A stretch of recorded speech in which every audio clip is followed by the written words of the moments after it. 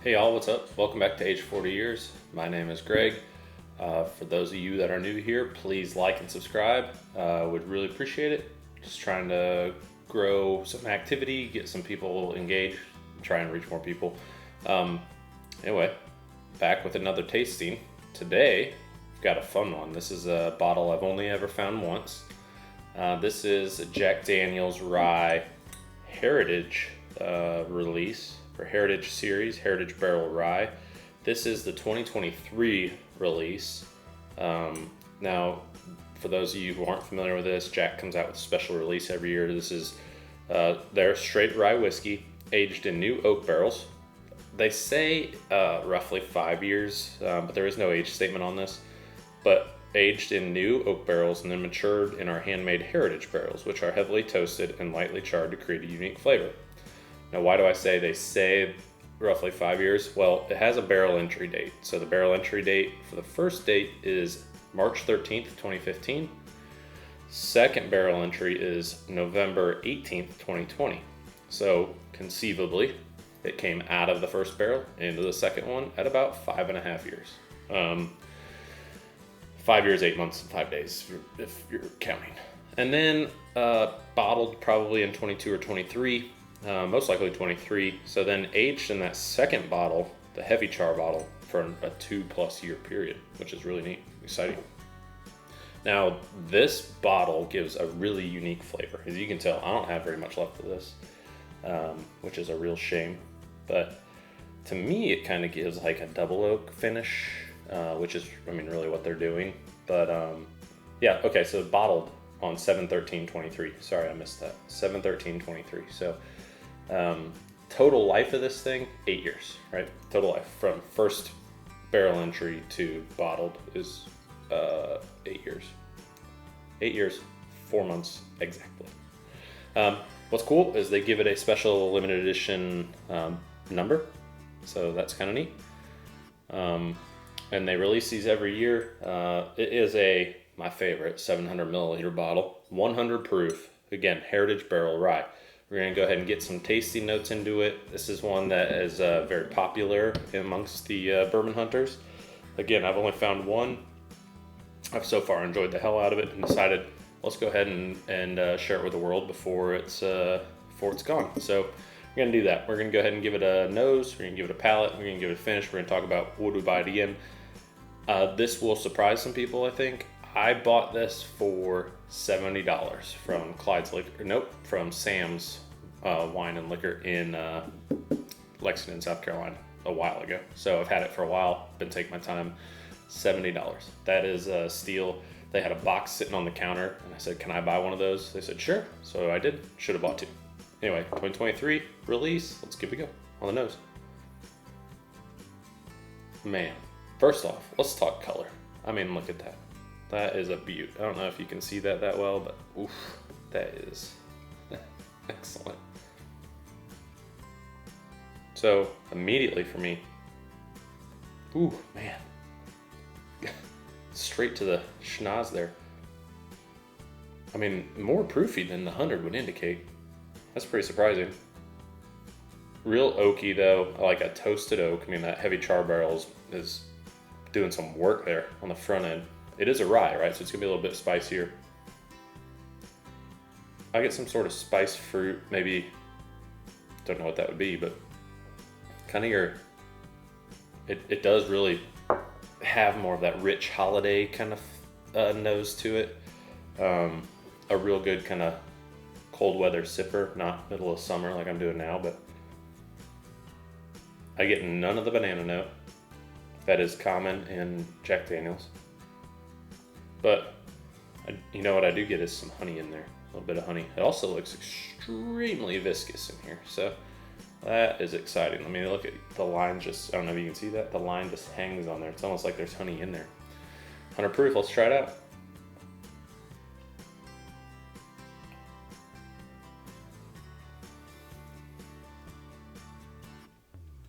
Oh man, that transition is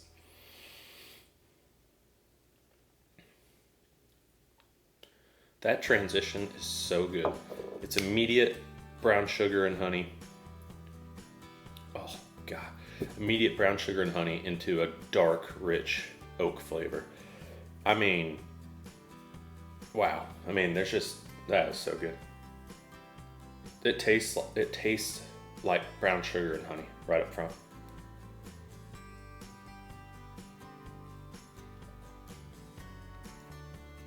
Yeah. Right into that oak taste. Baking spices galore, some cinnamon in there. Now I'm getting like cinnamon toast crunch, but not like Amberana, just like all the good parts of it. Kind of like that caramely, cinnamony. Ooh boy, that is a ride, man. I gotta find another one of these. I know I'm not gonna find the 2023, but I gotta find another one of these. This thing is fantastic. Finish, there's hardly any hug in there.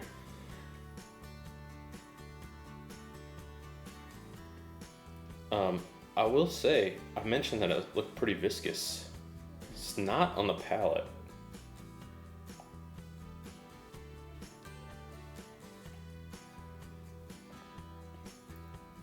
It's not as mouth coating as I thought it would be. The flavor is powerful, just really like encompassing, but it doesn't just cover the mouth up. It's a little drying, really.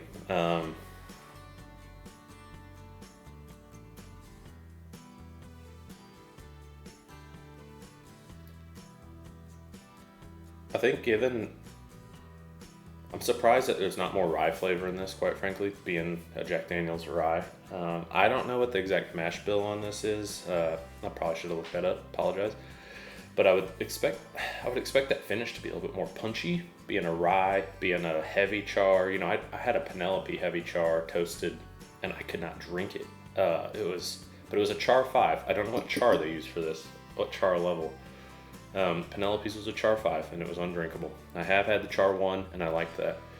That being said, not as much as this. This is really something special.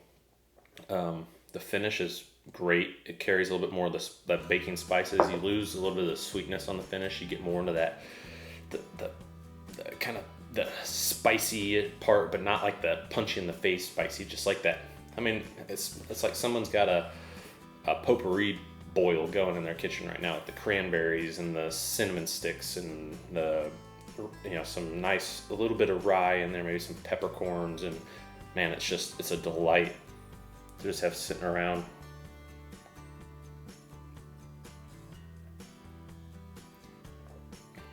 It also, it's blowing my mind how dry it is on the back end through the palate, and the finish is pretty, the dryness is a good thing.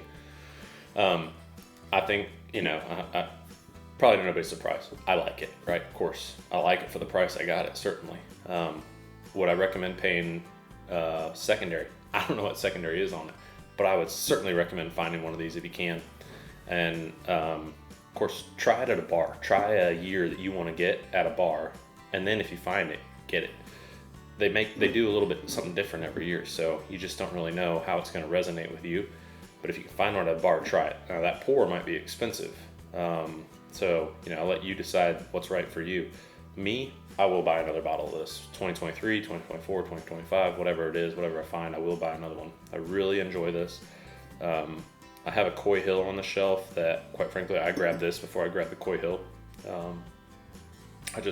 Something about it is just really just comforting and delicious, and I really enjoy it. So, my opinion is great whiskey. I love the stuff Jack Daniel's is doing. I've already had some, I think 12 we showed on here once. I had some of the rye right there behind me, just a single barrel proof rye, also fantastic. But this one is really something special. The twice barreled, I would highly recommend. A good one to share. I don't think it's one you're going to sit down and have several pours of in an evening. I think it's one that you're going to have, it's more of like a finisher, maybe dessert type of whiskey. But man, I highly recommend. Probably, it's not a surprise. A lot of people like this whiskey, so nothing special here, but just another positive note for Jack Daniel's. I really like the stuff they're doing in 2023 and now, right? It's they're on fire right now. So with that, I would like to say, please drink responsibly. find this whiskey and get it. And cheers.